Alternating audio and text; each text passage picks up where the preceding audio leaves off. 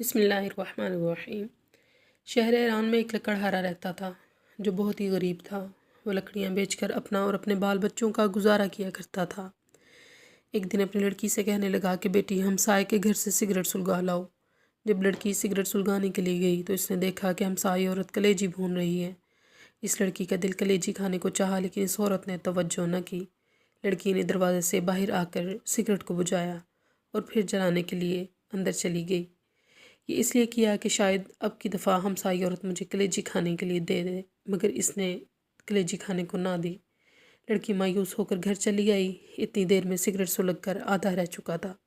جب باپ کو سگریٹ دیا تو اس نے کہا، بیٹی خود آدھا سگریٹ پی آئی ہو۔ کہا، نہیں بابا جان، ہمسائی کلیجی بھون رہی تھی اور میرا دل کھانے کو چاہتا تھا، اس لیے میں بار بار سگریٹ کو بجھا کر جلانے کے لیے جاتی تھی کہ شاید مجھے وہ عورت کلیجی کھانے کے لیے دے دے۔